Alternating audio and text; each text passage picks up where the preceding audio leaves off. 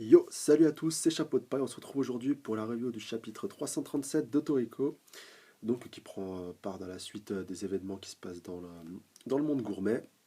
Et donc on va rattaquer directement là où on s'était arrêté précédemment, avec le début du combat entre Midora et puis la majeure partie des membres de Neo. Donc je rappelle un petit peu que ce sont essentiellement des grands chefs qui sont classés numéro un au classement des chefs gourmets comme Zeus ou plein d'autres chefs. Enfin ainsi que plein d'autres chefs, pardon. Et donc du coup le combat continue, donc à la fin du scan 336, on voyait Midora qui arrivait un petit peu à l'improviste et puis qui commençait à trancher à trancher littéralement tous ses adversaires, alors quand même il avait du lourd en face. Et là, surprise, on a affaire donc à un des gourmet survivors qui est un des trésors national gourmet qui s'appelle Shai Shai, si mes souvenirs sont bons, qui a un pouvoir, grâce à un pouvoir encore inconnu, réussit en fait à remonter le temps pour remonter le temps à sa guise. On l'avait déjà un petit peu vu dans les scans précédents, mais là il l'a vraiment mis en pratique que même après des blessures mortelles ou autres, tac, il arrive à remonter le temps. Mais, car il y a un mais, un fait important à noter, que Midora n'est pas du tout affecté par cet arrêt dans le temps. En gros, quand il remonte le temps, bah, Midora il bouge pas d'un poil, quoi. Limite il pourrait retrancher ce qui vient de se réassembler. Enfin, c'est assez intéressant à voir. Et en parallèle à ça, on retourne donc dans la zone 1 qu'on avait un peu découvert dans les scans précédents. On voyait donc un homme en plein milieu une sorte de cuve. Et donc on en apprend plus dans ce chapitre. Donc c'est bel et bien, attention, accrochez-vous bien, le grand Acacia. J'ai bien nommé Acacia, le plus grand gourmet hunter que le monde de Toriko n'ait jamais connu. Le dieu gourmet, celui qui a le menu complet le plus fascinant et le plus incroyable qu'on ait vu dans le monde de Toriko, et qui essaie donc de faire revivre son plat principal qui se nomme God. God, qui je le rappelle, est un plat qui avait réussi à mettre fin à plusieurs guerres à l'époque où Acacia a fait sa renommée en fait. Et du coup, bah, on voit quand même un Acacia assez mal en point, donc qui essaie de, bon, on ne sait pas s'il essaie de se régénérer parce qu'on le voit quand même assez affaibli. On voit tous les ingrédients du menu complet, excepté God bien sûr, qui convergent un peu vers lui. Et là, nous apprend, enfin, il faut aussi que je vous précise un petit truc, c'est que beaucoup de nitros bleus donc, sont présents autour de lui, autour de cette cuve où Acacia est en train de se régénérer. Enfin, on ne sait pas vraiment.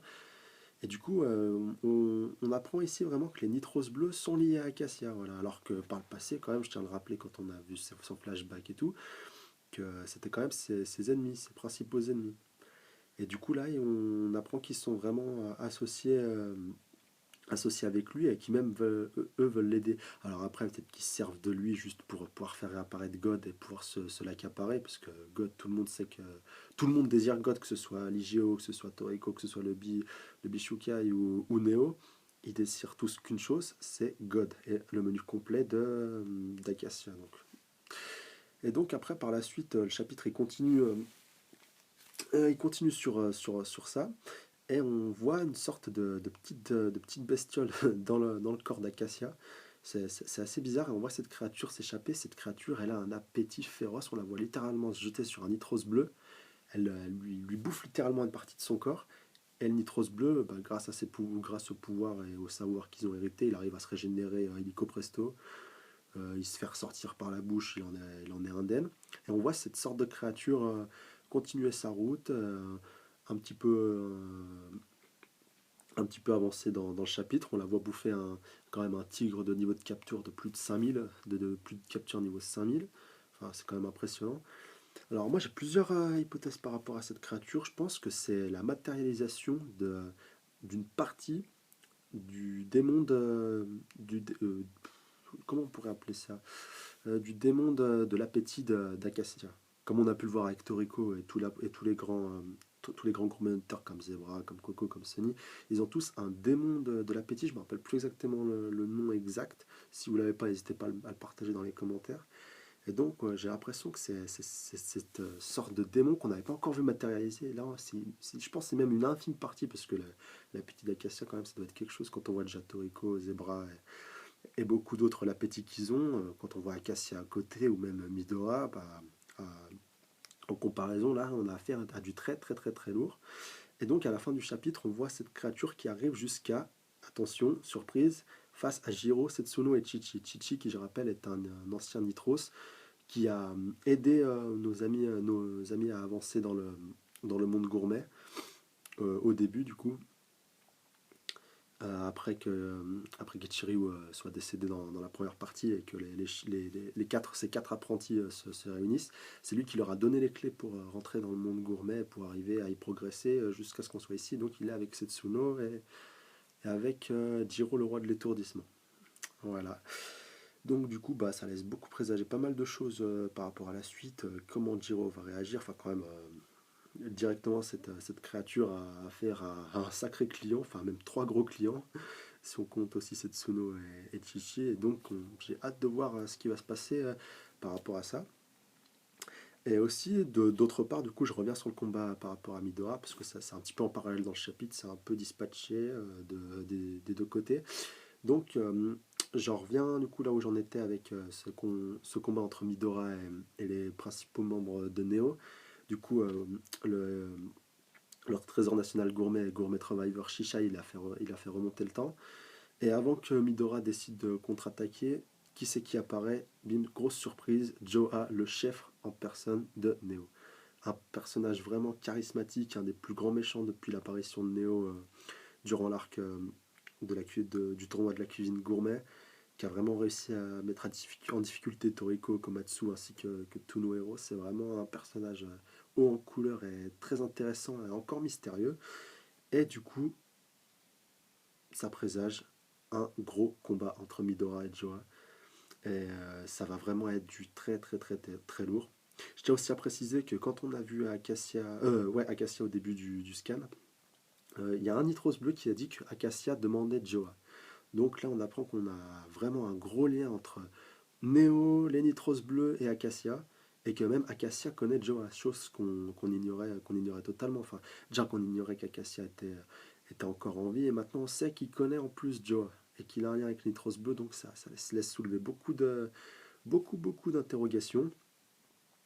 Surtout qu'on sait qu'il y a que dans les autres zones du monde gourmet qui sont encore en cours d'exploration par nos héros, que ce soit Toriko, Sony, Coco ou Zebra, on sait que ça commence un peu à se décanter, qu'ils ont chacun rencontré leur roi respectif de la zone où ils se trouvent. Enfin, là, Toriko en ce moment, c'est du très très très très lourd. Et si vous hésitiez à vous y remettre, bah franchement, n'hésitez pas, c'est que du bon en ce moment, que du lourd. Chaque chapitre, franchement, on apprend un peu plus sur cet univers riche et haut en couleurs. Et ça approfondit un peu plus aussi le manga, et puis ça nous donne une nouvelle image de ce manga. On le voit d'un œil neuf, surtout depuis qu'Acacia est apparu. Enfin, il est apparu déjà il y a 2-3 scans, mais on n'avait pas eu la confirmation que c'était lui, alors que là, bam, ça a été confirmé, officialisé. C'est sûr à 100% que c'est lui. Et du coup, bah, j'ai hâte de voir la réaction déjà face à Midora et Jiro, car je pense quand même que ça va se faire peut-être pas tout de suite, mais dans quelques scans, de voir leur réaction face à leur ancien maître. Et puis là, dans l'immédiat, bah, j'ai vraiment hâte de voir ce combat, d'une part entre Midora et Joa, qui sont deux personnages vraiment hauts en couleur, et vraiment charismatiques. Ce sont les leaders en fait de chacun de leur organisation, comme pouvait être Shiryu pour les JO. Là, on a Midora, le chef du Bishukai, face à Joa, le chef de Neo, qui a un peu vraiment, depuis la deuxième partie du manga, pendant la première partie, c'était le Bishukai qui était vraiment présenté comme antagoniste majeur. Et là, depuis la deuxième partie, enfin même la fin de la première partie, Neo a vraiment pris le relais d'une façon spectaculaire comme antagoniste principal. Et le Bishukai fait vraiment pas le figure à côté, même s'ils ont des membres très importants comme Starjun ou Alfaro qui sont vraiment très forts. D'ailleurs, j'ai hâte de voir ce qui va se passer avec Starjun et Toriko, qui sont un peu entre guillemets rivaux, mais qui se valent. Et du coup, ouais, bah, ça va vraiment promettre du très très lourd. Et puis aussi, d'autre part, le combat entre Jiro et puis cette créature qui semble fortement liée à Acacia et à son appétit. Voilà. Je tenais aussi à préciser ah oui, je voulais aussi approfondir par rapport à Midora, qui est vraiment un personnage. Franchement, Au début du manga, je pense comme pas mal de monde, je le voyais comme quelqu'un de mauvais, quelqu'un qui avait pas de cœur, qui se délaisse de tout, enfin, qu'on a vraiment rien à foutre de rien, qui veut juste récupérer God pour sa satisfaction personnelle. Quand on voit qu'il a goûté la soupe de Komatsu, il a à peine esquissé, enfin, ça lui a limite rien fait, si je me souviens son nom. Et que là, vraiment, on l'a vu changer du tout au tout dès l'apparition de Neo, et même durant son combat contre Ishiryu. Euh, Même si moi, bah, au début, j'avais appris que c'était lui qui était responsable de sa mort, j'avais pas encore vraiment, j'avais pas encore lu les scans, mais vraiment en lisant, en approfondissant, on se rend compte qu'il n'est pas coupable et que même lui, s'il avait pu le sauver, il l'aurait fait, et que même maintenant, par mémoire envers son ancien partenaire, il est prêt à protéger Toriko et puis Komatsu, et même ainsi que ses autres élèves, et qui fera tout pour récupérer le menu d'Acacia, et tout, qui fera tout ce qui est en son pouvoir pour protéger le monde gourmet, et a fortiori tout l'univers de Toriko. Et c'est vraiment un gros retournement de situation. Enfin, je préfère voir un Midora comme ça, qui va vraiment montrer ce dont il est capable face à des personnages comme Joe qui ont vraiment.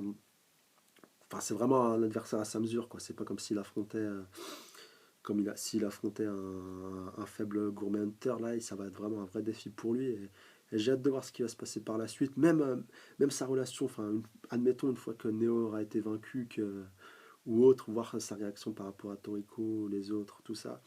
C'est vraiment un personnage très complexe et très intéressant à suivre depuis qu'on a eu les révélations par rapport à lui, même pendant les flashbacks le concernant, lui, Acacia et Chiryu et Jiro, c'était vraiment très, très intéressant de se renseigner sur lui et d'en apprendre un peu plus sur lui du coup.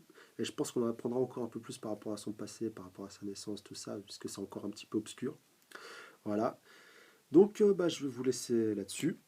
N'hésitez pas à liker, à partager et puis à commenter si ça vous a plu, ou si vous avez des remarques personnelles à faire ou des théories, ou n'importe quelle autre remarque qui pourrait être intéressante et qui pourrait faire avancer un peu le débat. Voilà. Donc je vous laisse là-dessus. J'espère que ça vous aura plu et puis à une prochaine, pour une prochaine review. Allez, ciao!